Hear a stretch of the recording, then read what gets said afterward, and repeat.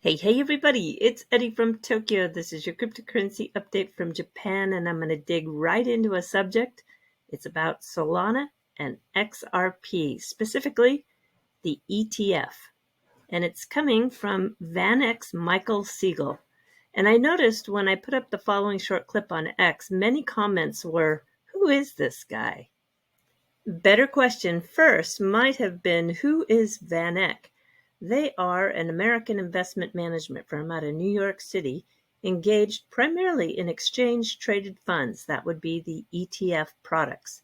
They were founded 69 years ago. They've got $100 billion in assets under management, and HODL is their Bitcoin ETF. Now, Integrity Research reports that global asset managers have spent around $13.9 billion on the sell-side research, and that number is from 2022. Matthew Siegel is the head of digital assets research at VanEck. So have a listen what he has to say. There's been a lot of talks about, in addition to Solana ETFs, XRP ETFs. Are you guys looking into that at all? I think in order to bring an ETF to market, you have to have like a few different stakeholders on board. You have to have, the regulator obviously has to approve the underlying asset. The issuer has to have conviction that the asset's a good investment. You have to have counterparties like exchanges, market makers, custodians who also rally behind the asset. And then you have to be able to find customers who want to buy it. So when we think about Solana, we've got all of those buckets. When we think about XRP, we're missing a few of them: internal conviction and customer demand. So I'd say that one is less likely. And as the comments pile up, I want you to hear me out on a solution. It's an overview of a direction that may be worth exploring. I think the community wields significant power to shape customer demand.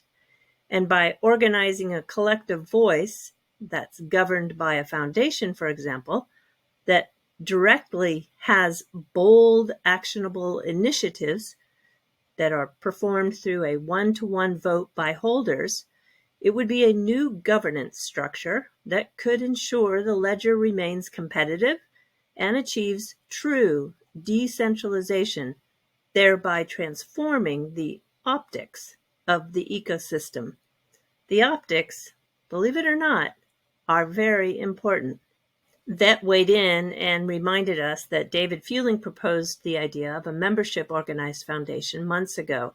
Well, I'm not a fan of membership fees, and I wouldn't lean into that.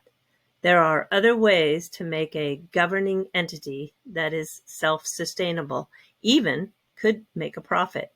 So still, after all these years, XRP and the Ledger are believed to be, by most, part of the company Ripple.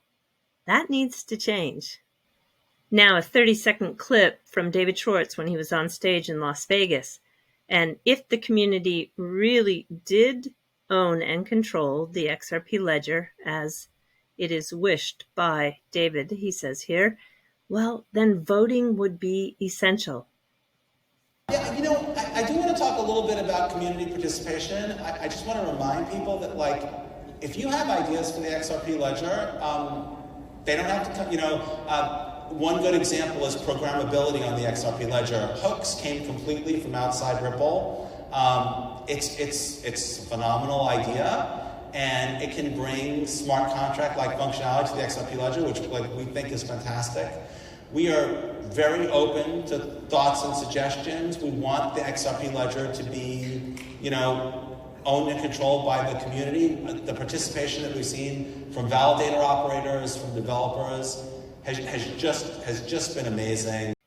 Ripple, the company, is doing fantastic. There are more investors jumping into digital assets with tokenization. Custody is driving institutional flows. Payments with stable coins look really bright. You have to admit, too many people associate Ripple, the company, as XRP's owner, the controller, holding all the keys that drive value. And still, many exchanges even call XRP Ripple. We'll probably see a continuation of this conversation, and I invite that. And keeping with the success of Ripple, they were honored and recognized by CNBC as one of the world's top fintech companies. And the IPO Club, well, they scored 4 entries in that list. And they wanted to send the congratulations to their portfolio companies that includes Ripple, Adpar, Stripe, and Plaid. And no, I'm not getting paid to promote them. I just really pay attention to pricing of all of these pre-IPO shares, and IPO Club has excellent pricing. Bitcoin today is pushing ever closer to 58,000, and we've got a meme coin in the top 100 by market cap.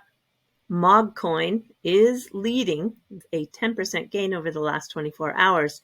And I'm pointing that out because I just want to stress again, not because I am investing in meme coins, because I don't, but this particular season is really strong for meme coins.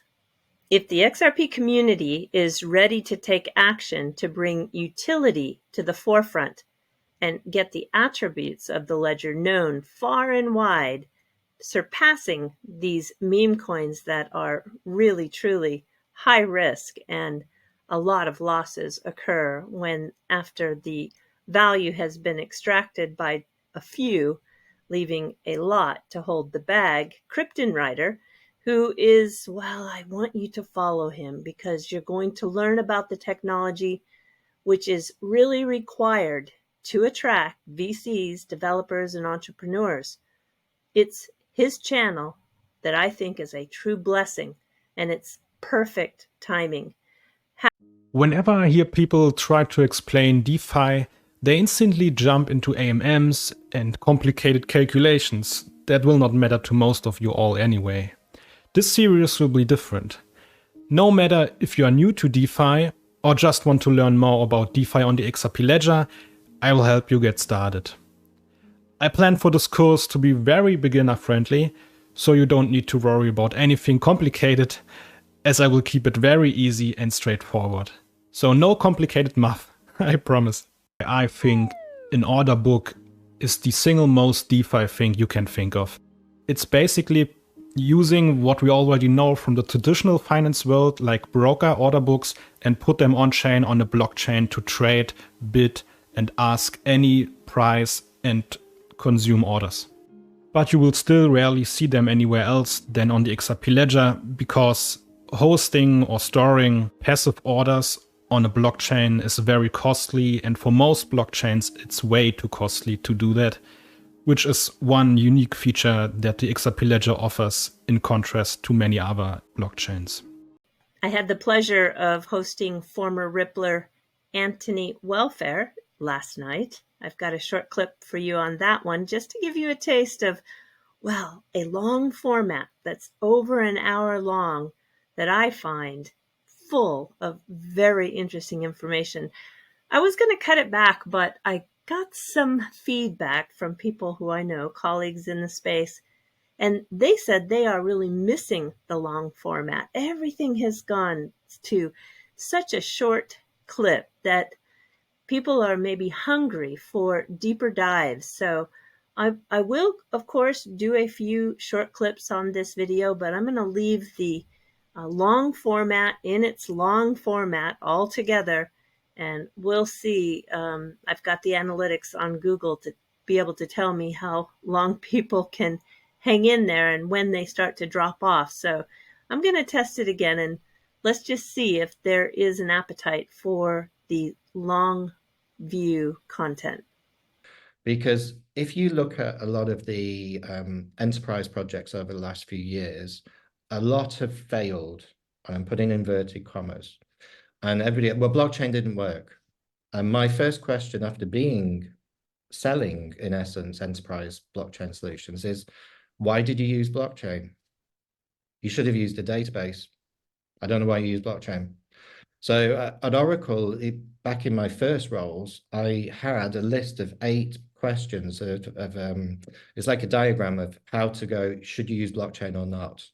And it was like, does it need this, this, this, and this? If so, yes, use blockchain. If not, go and use a database or some other technology. And so many projects wanted to get the blockchain label. They did blockchain without really needing it. So I got very annoyed over the last 2 or 3 years when it's like XYZ project failed because blockchain doesn't work.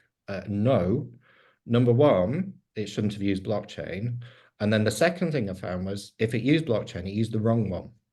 The other question I had was, I know there's going to be, you can already start to see it. There are blockchains now that are really starting to specialize in very specific use cases. Like you've got Flare that's specializing in data, and you've got the XRP Ledger, which has been really good at doing payments, and you've just got a lot of different specialization now happening. What I'm wondering is, well, it's going to be enormously useful for people who are in that stage of shopping for a blockchain, because I know how that goes. You don't know really where your best home is when you start that project.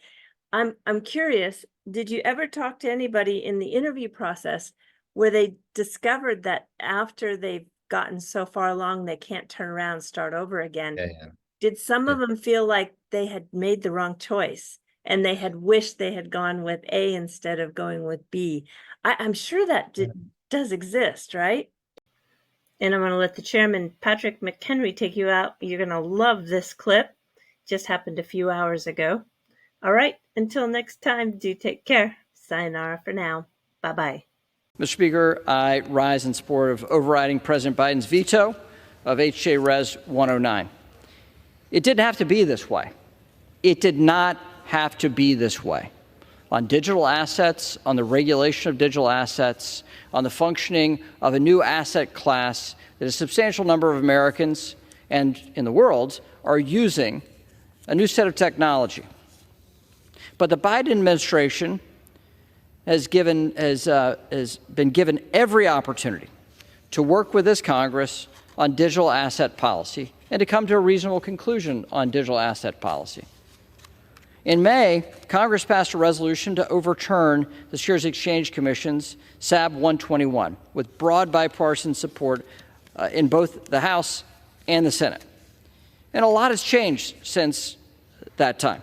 Following that vote, the House passed historic digital asset market structure legislation called FIT 21 with an overwhelming 2/3 support of this chamber. In divided times, a vote like this in this chamber is a substantial statement of the validity of that policy. That means that 71 members of the president's own party voted for that bill. Today's vote should mirror the support of FIT 21, given that this policy change was also in that legislation they voted for. SAB 121 is one of the most glaring examples of the regulatory overreach that has defined Chair Gary Gensler's tenure at the Securities Exchange Commission. It limits consumers' options to safely custody their digital assets, upending decades of bank custody practices and increasing concentration risk. This is real consumer harm that is now in the marketplace because of the rules, because of these rules that Gensler's put in place. Congress used the mechanism available to us, the Congressional Review Act, to overturn this harmful so-called guidance. To be clear, a bipartisan CRA sends a strong message. A bipartisan Congressional Review Act vote that passes both chambers, well, that's a mandate from the Americans we represent. Despite all the recent progress and bipartisan agreement, President Biden vetoed the first digital asset-specific legislation that ever passed the House and the Senate. It's never been clearer. This administration would rather play politics and side with power-hungry bureaucrats over the American people and over new technology and the safe use of new technology. So I urge my colleagues to support today's resolution, overturn the veto, and take a small step to bring sanity to the American digital asset policy landscape. And I reserve the balance of my time.